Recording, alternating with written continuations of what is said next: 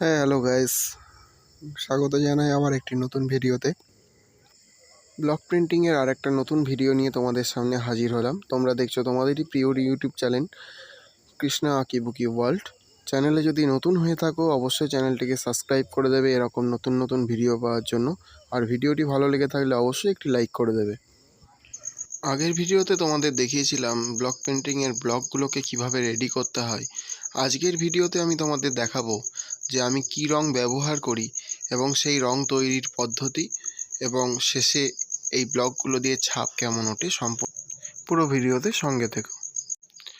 আমি block printing করার জন্য সবসময় ফেব্রিক কোম্পানির এই অ্যাক্রিলিক কালারটি ব্যবহার করে থাকি।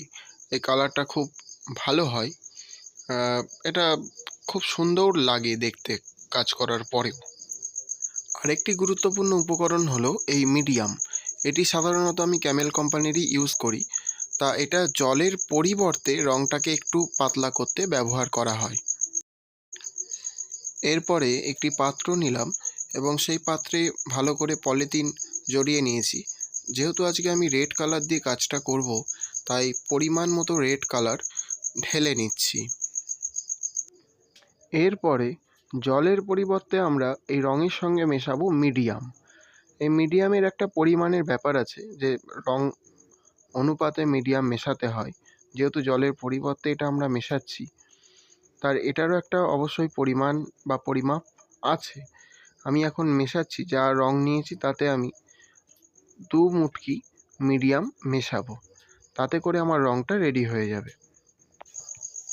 এরপরে একটি তুলি বা ব্রাশ দিয়ে আমি রংটা মিশিয়ে নিচ্ছি যাতে রংটা ব্যবহারের উপযোগী হয়। তোমরা দেখতে পাচ্ছ মিডিয়াম দেওয়াতে রংটা একটু পাতলা হয়ে গেছে। এটা আমাদের কাজ করতে সুবিধা হবে। দেখো কালারটা কতটা শাইন করছে। কালারটা কিন্তু জলের পরিবর্তে মিডিয়াম যেহেতু আমি ব্যবহার করেছি, তাই রং একই থেকে গেছে, কিন্তু শাইনিংটা কতটা চকচক করছে দেখ। এবার একটি মোটা ব্রাশের সাহায্যে ফোমটার মধ্যে ভালো করে রংটা লাগিয়ে নিতে হবে। এটা তোমরা রং চুবিয়েও নিতে পারো যদি তোমাদের কাজের পরিমাণ বা রঙের পরিমাণ অনেক বেশি হয়। সেক্ষেত্রে তোমরা ফোমটা রঙের মধ্যে চুবিয়েও নিতে পারো। আমার অল্প কাজ বলে আমি ফোমের ওপর যেটুকু রং তৈরি করেছিলাম সেইটুকু রং ভালো করে লাগিয়ে নিচ্ছি। একটুও জায়গা ওপরটা ফাঁকা রাখলে হবে না, যেহেতু ডাইসগুলোতে আমি ছাপ ফেলবো, তাই পুরোটা ভালো করে রং দিয়ে কভার করে দিচ্ছি।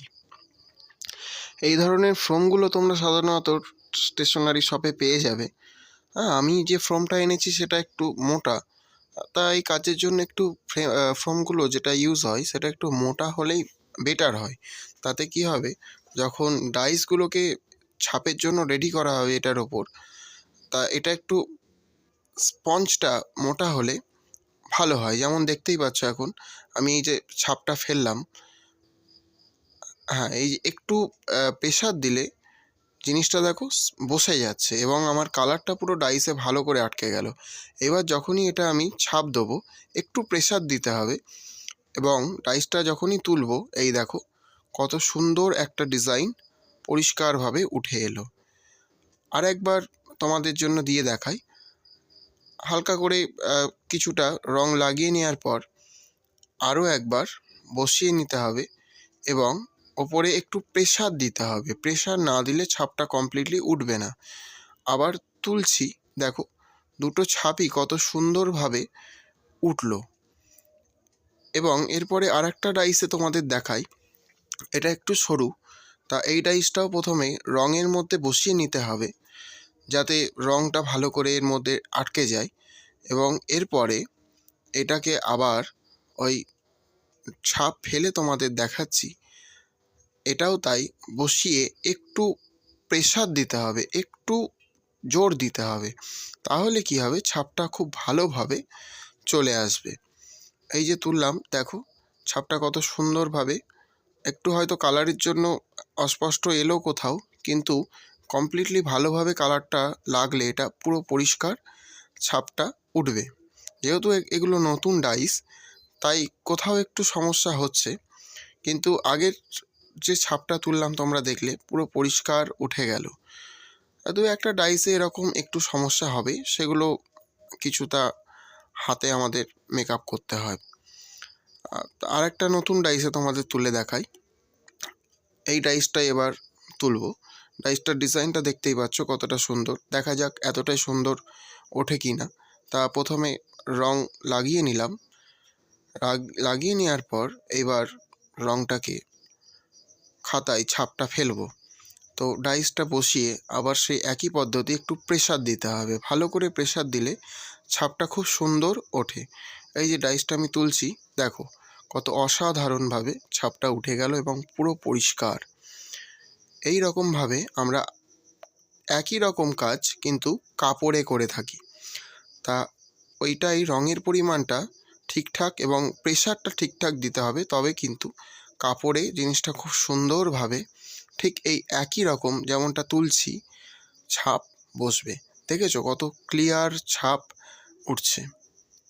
তা যত এগুলো ডাইস পুরনো হবে তত ছাপও সুন্দর উঠবে। দেখো এই এতগুলো ছাপ তুলেছি, কত সুন্দর এবং কত পরিষ্কার নিখুঁতভাবে বিনা পরিশ্রমে। এটাই যদি তুলিতে করা হতো, তোমরা জানো নিশ্চয়ই কিছুটা হলেও পরিশ্রম হতো। তা ছাপের মাধ্যমে করাতে কিন্তু খুব সহজভাবে এবং দেখতে কত সুন্দর লাগছে জিনিসটা একবার দেখো, কতটা সুন্দর দেখতে লাগে এই ছাপগুলো। এই আরেকবার বসিয়ে দেখাচ্ছি তোমাদের। দেখো এই বসালাম, একটু প্রেসার দিলাম এবং এবার এটাকে তুললাম। দেখো কালারটা যেহেতু একটু হালকা হয়ে গেছে, তাই আগের ছাপগুলোর থেকে এটা একটু হালকা হচ্ছে। তা ওটা কোনো ব্যাপার না। যদি তোমাদের মনে হয় কালার কম হয়ে গেছে, সেক্ষেত্রে স্পঞ্জটাই আরেকটু কালার নিয়ে নিতে পারো, অথবা তুলি করে আরেকটু করে বানিয়েও তোমরা স্পঞ্জে দিয়ে নিতে পারো। তাতে করে তোমাদের ছাপগুলো আবার পরিষ্কার উঠবে। তো এখনকার মতো এই পর্যন্তই। আবার দেখা হচ্ছে নেক্সট ভিডিওতে।